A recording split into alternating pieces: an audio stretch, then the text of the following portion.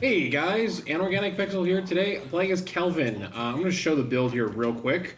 And to be honest with you, Kelvin is one of those characters that I think I really have gotten a lot better at since I first tried him out. I play him a lot more support-wise, but not in the way you think. Not really where I'm healing people constantly, where I'm more or less try to tag team a fight a bit here and there. You'll see more of that in this game and whatnot.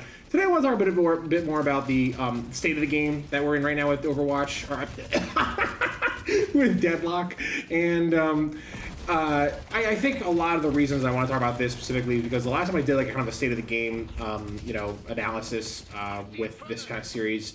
That was back when the game was totally different. We had the items were entirely different. I think a lot of the characters and how they also worked around with those items were different as well.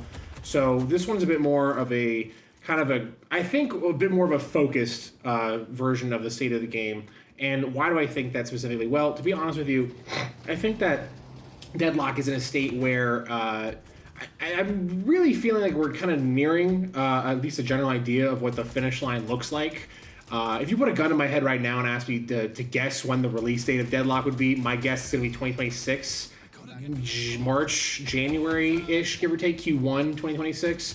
I think that there's still a lot of testing. There's also still a lot of finer aesthetic details that Valve probably wants to add to this game. Just to give a general idea of an example of one off the top of my head, the fact that if you were to go past those buildings to the right of me here that you're seeing, that there's nothing there. There's just kind of an empty void. I imagine Valve's probably not going to leave it like that. And secondly, too, I think the item rework really kind of showcase maybe a bit more of a concrete balancing that Valve wants to pursue with Deadlock specifically.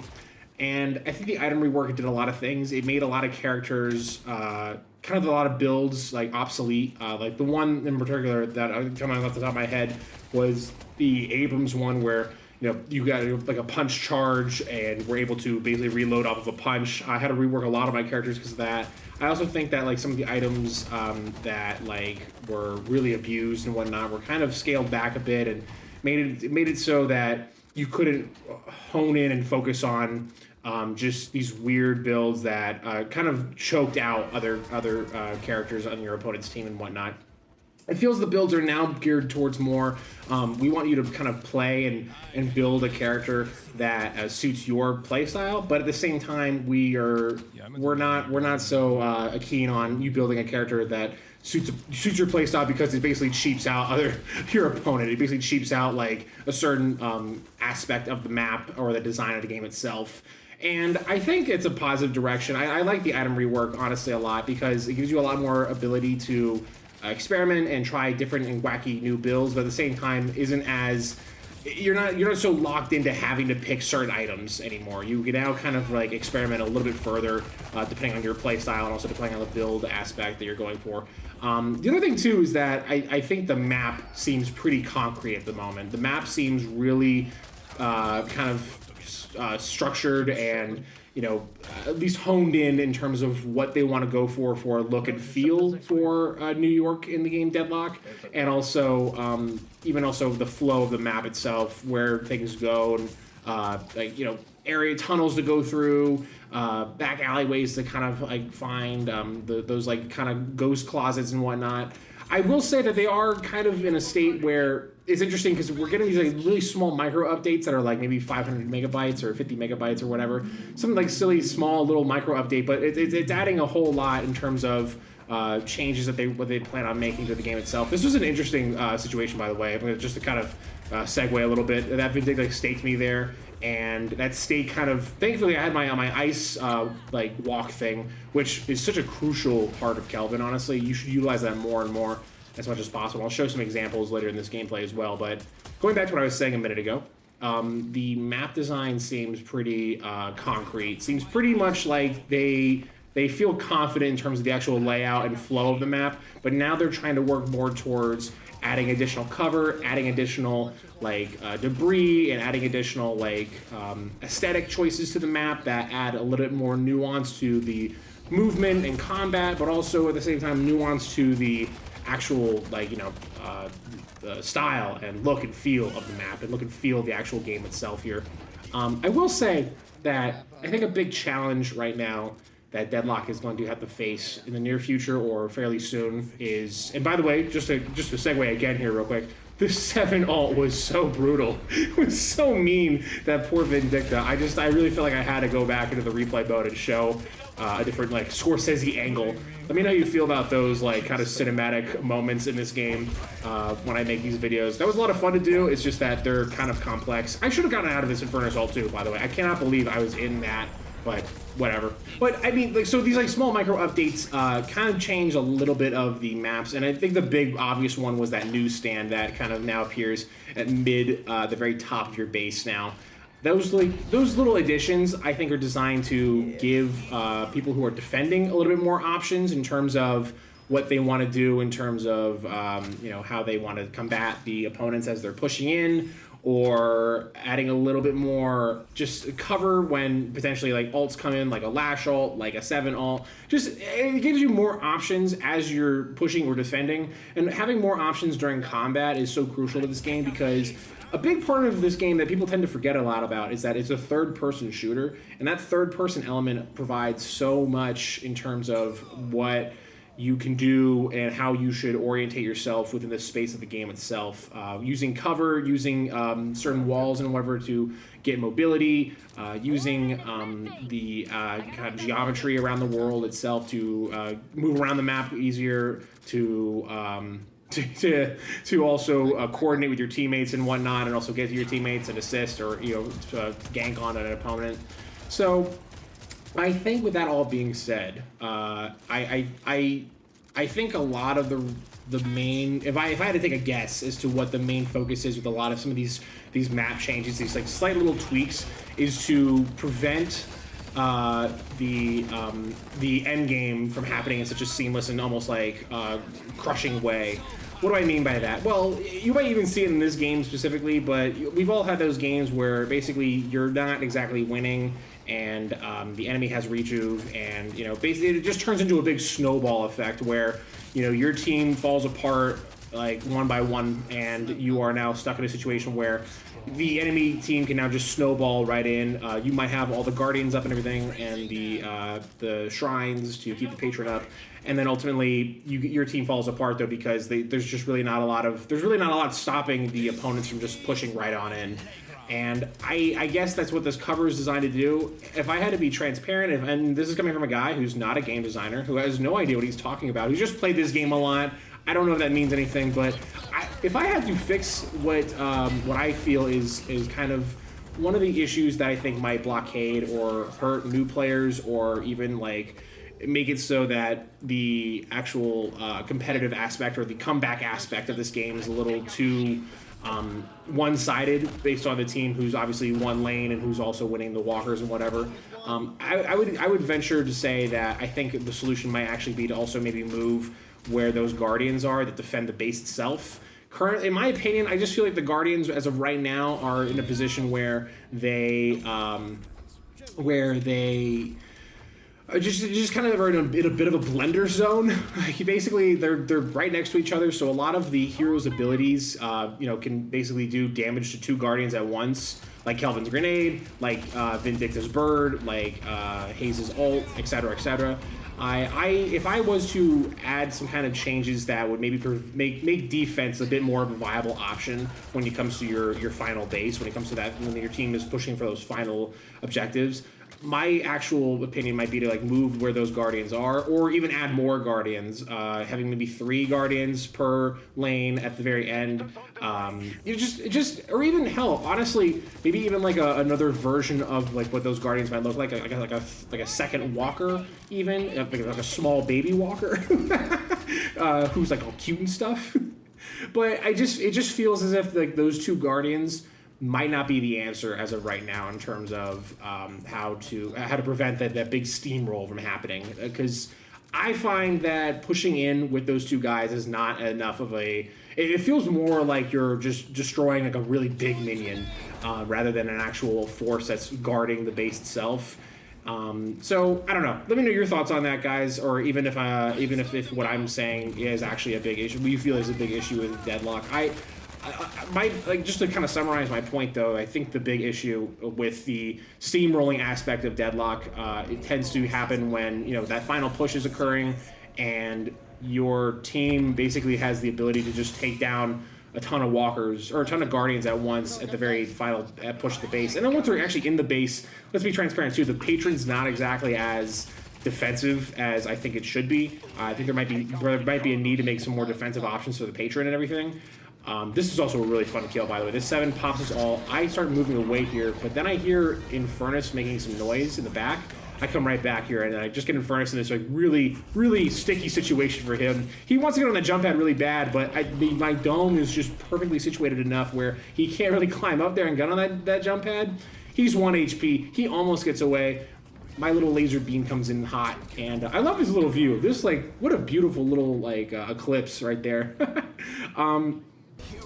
I think, just to kind of really also cement my point here, I think that Valve feels very confident about the mid-game aspect of Deadlock. I also think Valve feels fairly confident about the laning aspect of Deadlock. I think a lot of the earlier versions of Deadlock were designed to understand those portions of the actual game and the flow of the game itself.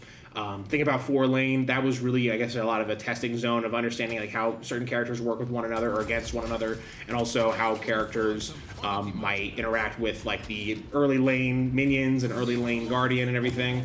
I think that when we shifted to the 3-lane, the big focus became to kind of work on the walker aspect of things. I think the walkers could also maybe utilize some additional reworking here and there, but they feel fairly concrete now. What doesn't feel as concrete, just from my personal experience, is the endgame experience, where it's just the final pushes, the shrines. That feels as if either it's balanced a little bit, or it's so unbalanced to the point where, oh my god, this Inferno Assault was so scary, by the way. That was so we kind of dominated that Vindicta and Infernus, though, so I wasn't too worried. But just going back to what I was saying a second ago there, I think the end game kind of just feels either balanced enough a little bit here and there, or so unbalanced to the point where you really don't really stand a chance against your opponent at times. If I had to venture a guess as to what Valve is trying to do with some of these like small little updates, is kind of tweak what they can right now for that maybe end walker experience, and then a little bit of the beginning end stages.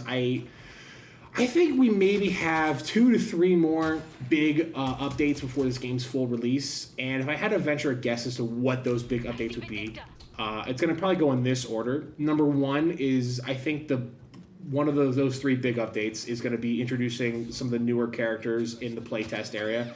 I think a big part of what those playtest area, the playtest is for those characters specifically, is like around figuring out what those characters really do, or how those characters even function. I mean, think about how Sinclair back in the playtest period was totally different. I mean, his ult was totally different. Some of his abilities work differently. And it's also just kind of a space to where just to kind of get a general idea is how players utilize those abilities. That's why I think the playtest area is more akin to, or more geared towards specifically. I love when Mokrill makes a good grab here. Oh god, that Shiv was so low, and that Mokrill. I mean, we just got a little too greedy there. The other team honestly was just more coordinated on blue right there. We got, I guess, a Shiv pick, but we had to trade for 2 people. I don't know if that was 100% worth it. Not to mention too that now you can see that the ward has earned as well. So, I mean, a bit of a whatever moment there. So again, going back again, I feel like I'm getting sidetracked a lot. I apologize. I'm trying to comment on the game itself and also give my thoughts a bit. But I think the next big update is probably going to be around those characters that are in the hero labs right now. Probably bringing those out of the some of those out of the hero labs into the actual game a little bit. And then I think when the game fully does come out, we'll probably see a few more characters in a hero lab setting, and we'll also see some new characters come out upon release as well. But I think that they're probably going to add a few more before the full release of this game. I think the second thing that I'd like to see, at least, or that I think would be really crucial to updating before final release as well, would be to add additional game modes. I know I said this before, and I sound like a bit of a broken record when I say this again, but the additional game mode aspect really for me is just to give players, number one, like if you don't want to commit to a full 35-minute, 45-minute, hour-long game, you at least have a second option of like maybe something a bit more casual, something a bit more fun and quirky and goofy to play through with Deadlock. I think Deadlock is so dynamic in terms of its like, you know, combat and also its movement and everything that it really making a second game mode for it shouldn't be that out of the realm of possibilities. I also think that having that other game mode area, and I said this before, is just to give new players a space to where they can kind of goof around and figure things out, learn new characters, learn movement and everything before hopping to a real life game where they have to actually kind of coordinate a bit further. I think the third and final update thing that we might want to expect, if I had to take a guess again, it would just be a lot of the aesthetic choices, and that includes things like visual aesthetic stuff, like the out of bounds area that I mentioned a minute ago. I also think that it would include some of the like seasonal aesthetic stuff. I think if this update was to come out, it would probably be around Halloween, if I had to take a wild guess. And you know, and also one other thing too that I think they want to probably finalize and get more concrete on is the voice lines that occur with some of these characters. I really hope these are not all the final voice lines of this game specifically, because I love that's one of my favorite parts of this game for sure, is the voice lines that these characters, the writing that these characters have when speaking to one another. And there's still some cases where some characters aren't talking to one another constantly, or where certain characters don't emit enough voice lines. There's probably not enough of them as of right now that they've recorded with those artists and everything, or those like voice actors. So I think that would be the more concrete, and that would be, in my opinion, the update where it's like, all right, the game's pretty much the game as a game itself, as far as balancing, as far as how it works, as far as how the characters also function with one another. That is that feels concrete, and that's when they would probably do that third and final update that I'm mentioning, where it's all like voice line stuff and cosmetic stuff and aesthetic stuff, art direction, everything. So you could definitely see that with a lot of these like little updates that have happened throughout the course of Deadlock's history, is that a lot of these updates occur where the art kind of seems to be the last thing to get added to the game itself, or the last thing that gets kind of incorporated into these updates that occur during this test period. You know, obviously that makes sense too, because they really want to more or less focus on the actual structure and bones of Deadlock. And I think the skin of Deadlock, which is the art direction and all the voice acting and stuff like that, is something that, you know, is a big nice to have, but it's not the most crucial aspect and component to a game like what Deadlock is. Deadlock, again, you know, I mean, just to really emphasize a bit of why I think this game is so interesting, is that it's a third-person MOBA hero shooter, and it's done in such a way where it feels so fluid, and it feels so unique, and also it feels so like, it just feels like it came together so well. It just feels like all the pieces came together in such a way where it doesn't feel kind of slapped together. It doesn't feel like where like certain elements are not as thought about as other ones. Like the third person element feels just as important as the MOBA aspect of it, and the hero shooter aspect of it feels just as important as the MOBA aspect. They all equally feel important, and that's what I think makes Deadlock so special as a game itself.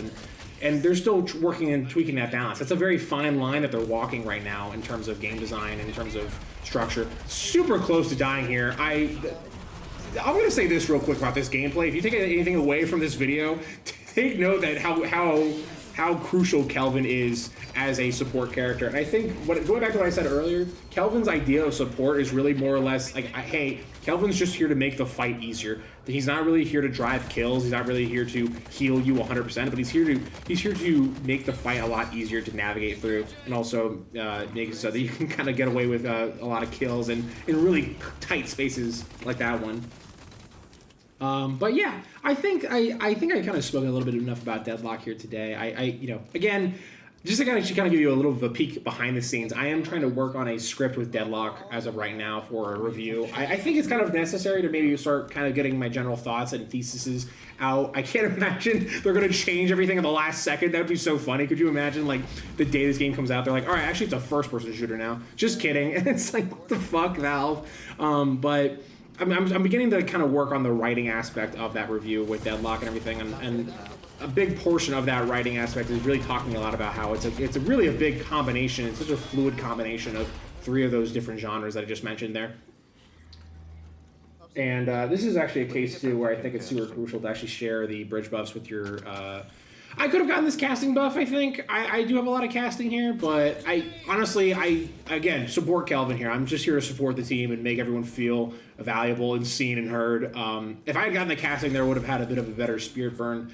But this is actually really, again, one aspect that I'm noticing here with this team as we're wrapping up this game here any minute now is that they just get caught out too much, and that's such a huge portion of Deadlock that a lot of new players struggle with, or even a lot of players who are really aggressive struggle with. It's so crucial when you're losing the game right now is that you gotta kind of get together as a team. You honestly might have to. If I was on the other team right now, I would just make the decision to like say, listen, we got to give up one lane, but we really got to make sure we're winning these two other lanes. You know, with the game being 3-lane and everything, it just becomes a question of like who controls most of the map at this point in the game right now, and clearly it's us. We have all of our walkers still. We have such a huge soul advantage, and on top of all that, we just got rejuve. So this is kind of what I'm talking about earlier. This is where that steamroll happens. It doesn't happen to me in this game specifically, but I've definitely been part of a lot of games where the steamroll just becomes a lot harder and harder and harder to maintain and navigate. Not gonna lie.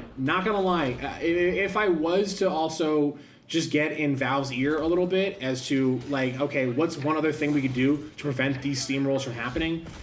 Maybe make Earn turn in at the base itself. Like in that case right there where they got Earn, I know that they're technically going to the earlier or the closer part to their base right now to turn in Earn and everything.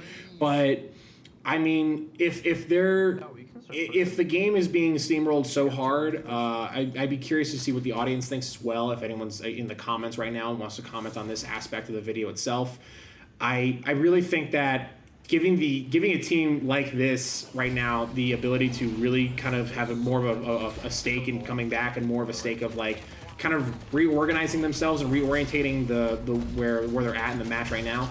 Maybe exploring the idea of having the Earn turn in at a certain point where the souls differentiation is so vast, like you're seeing right now.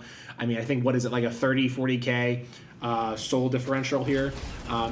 I don't know. That might be another thing to maybe explore or at least consider, put in the drawing board. I mean, I like winning these games for sure, don't get me wrong, but I also think I would prefer to also play a game where I feel like it's a bit evenly matched.